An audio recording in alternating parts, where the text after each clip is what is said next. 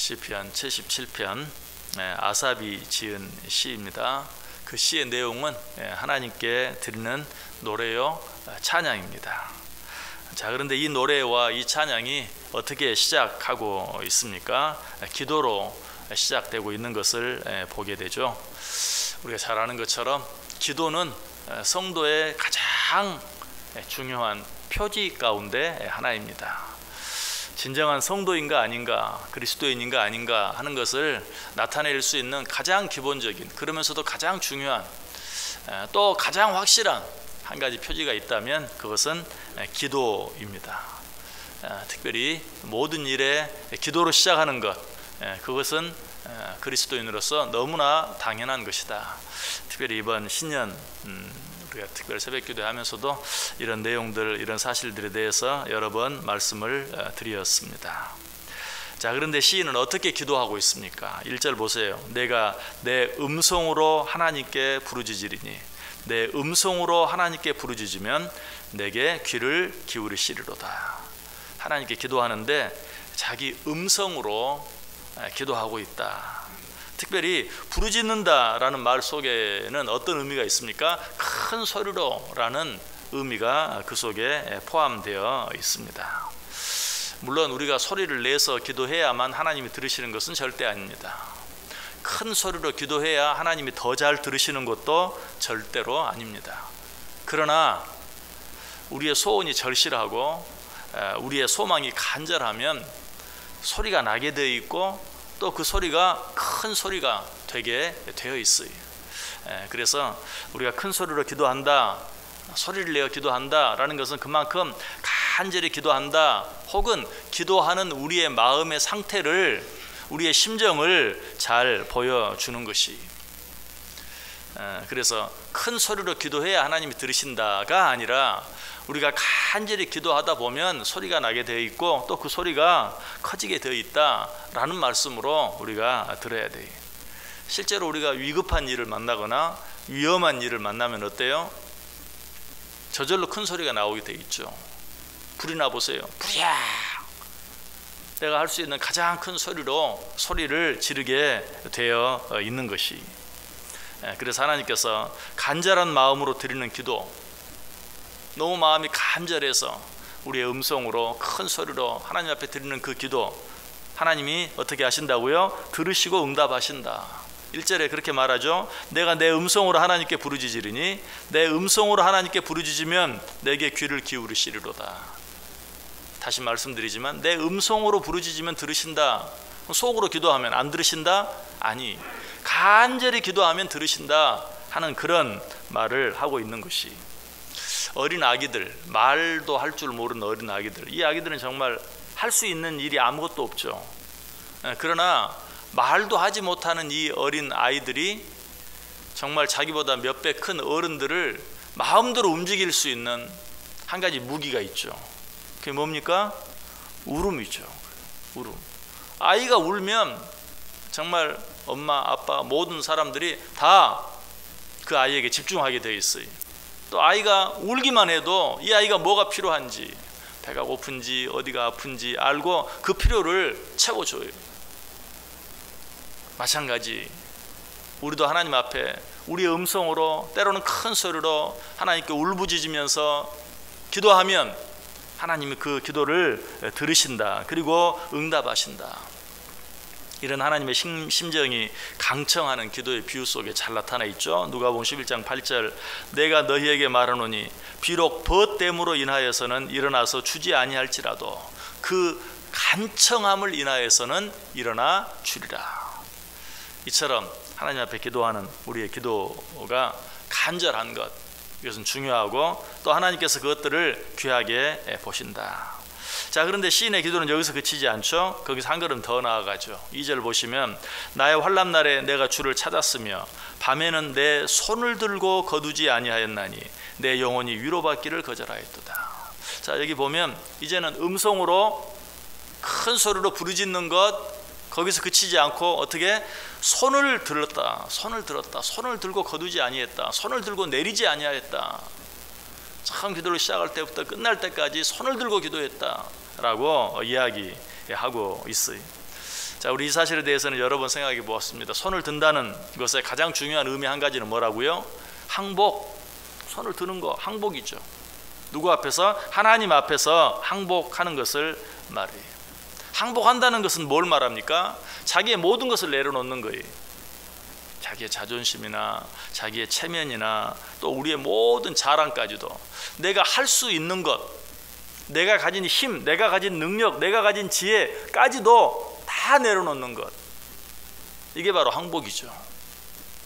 그래서 손을 든다는 것은 그냥 손을 드는 이 행위 자체를 말하는 게 아니라 하나님 앞에 나의 모든 것을 내려놓는다라는 것이, 시편 68편 31절에 보면 고관들은 애굽에서 나오고 구스인은 하나님을 향하여 그 손을 신속히 들리로다. 이게 뭘 말해요? 자기가 가진 모든 것들을 다 내려놓으라. 자존심, 체면, 자랑거리, 아니 좋은 것뿐만이 아니 어쩔 때는 나를 실망하게 만들고 낙심하게 만드는 그러한 나의 어떤 단점, 내가 가진 어떤 문제까지도 다 내려놓고 하나님 앞에 기도하라 라는 그런 말씀이에요. 저는 손을 드는 것이 항복을 의미한다면 손을 들 때는 어떻게 들어야 되겠어요? 확실하게 번쩍 들어야 돼요.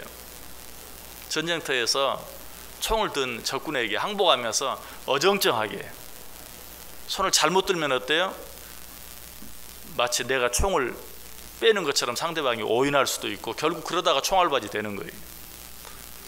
항복할 때는 확실하게 해야 돼. 어정쩡하게가 아니라 하나님 앞에 손을 들 때는 확실하게 들어야 돼. 무슨 말이에요? 나의 모든 것들을 완전히 내려놓고 혹시 모르니까 보험을 드는 식으로 하나님 앞에 기도하면 안 돼. 내가 뭐 나름대로 뭐 해볼 수 있을 것 같긴 한데 뭐 나름대로 내 힘으로 내 지혜로 내 경험으로 해보고 혹시라도 안 될지 모르니까 하나님 앞에 한번 기도하는 그런 식으로, 진정한 기도가 하나님 기뻐하는 기도가 아니, 하나님 원하는 기도는 어떤 기도예요? 나의 모든 것은 완전히 내려놓고 나의 모든 경험, 지식 다 내려놓고 온전히 하나님만 바라보면서 드리는 기도, 바로 그 기도를 손을 들고 하는 기도, 항복하면서 하는 기도로 오늘 본문이 표현하고 있는 것이, 이것도 역시 간절함을 말해요. 간절하게 기도하면 소리가 나게 돼 있고 간절하게 기도하면 큰 소리가 되는 것처럼 또 간절하게 기도하다 보면 또 손이 들어지게 되어 있는 것이, 결국 이 모든 말씀들은 뭐예요? 하나님 앞에 기도할 때 간절하게 기도해야 한다. 그런데 디모데전서 2장 8절에 보면 특별히 재밌는 말이 나오죠. 그러므로 각 처에서 남자들이 분노와 다툼이 없이 거룩한 손을 들어 기도하기를 원하노라.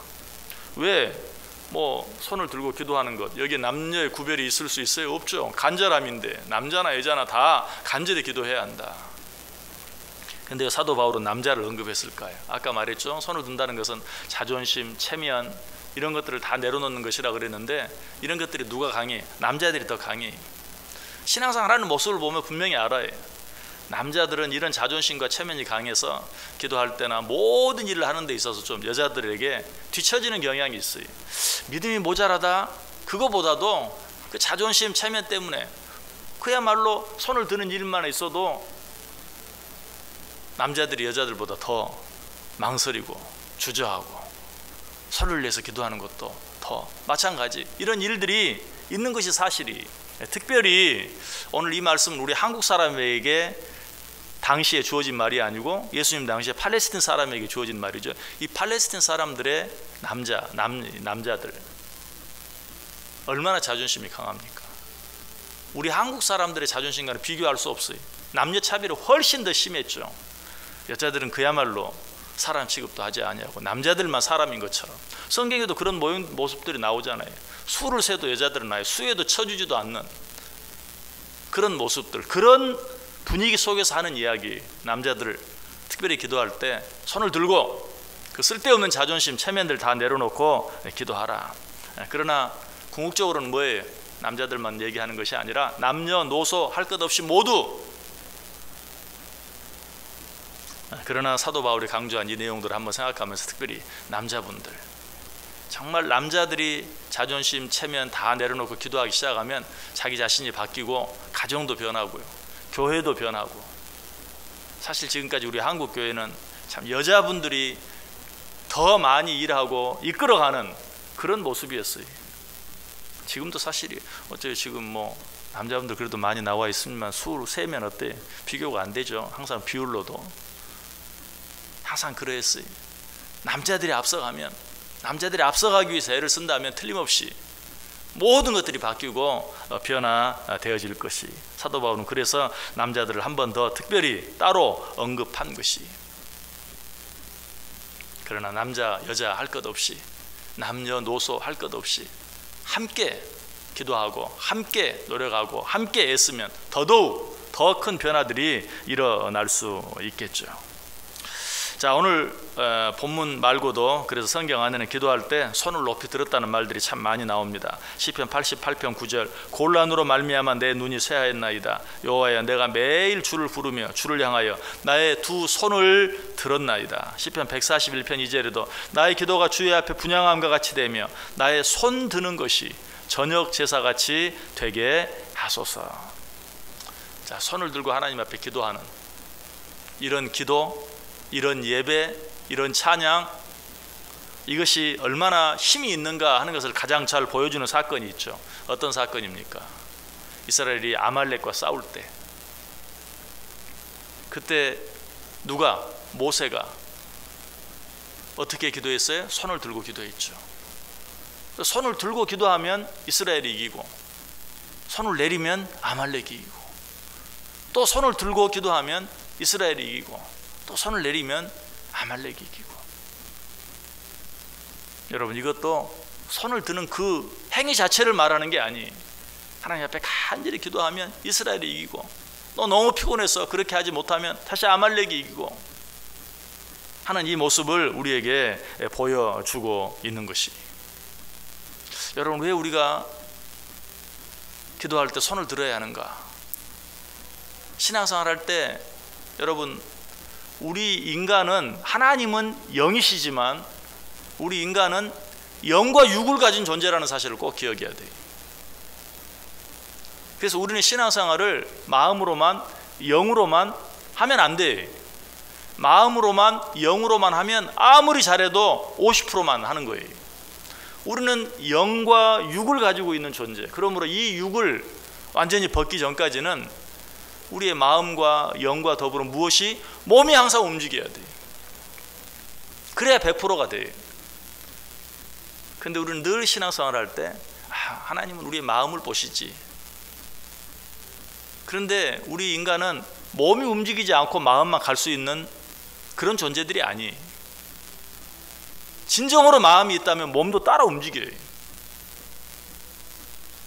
그러므로 우리는 무엇을 하든지, 기도를 하든 찬송을 하든 예배를 하든 무엇을 하든 뭐가 따라가야 돼요? 몸이 따라가야 돼요. 몸이 움직여져야 돼요. 여러분, 실제로 손을 드는 행위를 여러분들이 기도하면서 손을 들어보시고 찬송할 때 손을 들어보세요. 달라요. 드나 안 드나 뭐 내가 마음만 다하면 되지. 아니, 내 몸이 움직이지 아니하고 마음을 다할 수 있는 방법이 없어요. 그래서 우리가 신앙생활 하면서 봉사가 중요한 거예요. 봉사하지 아니하고 몸이 따라가지 아니하고 마음과 뜻과 정성을 다하는 것은 있을 수 없는 것이. 우리가 하나님 앞에 설 때 우리는 항상 마음만 가진 존재, 영만 가진 존재가 아니라 육을 가진 존재다라는 것을 생각하면서 늘 하나님 앞에서 무엇을 하든지 우리의 몸을 다하여, 마음과 뜻과 정성과 몸을 다하여. 그래서 성경이 뭐라고 말해요? 너희 몸을 거룩한 산 제사로 드리라 라고 말하고 있어요. 너희 몸을 거룩한 산 제사로 드리라.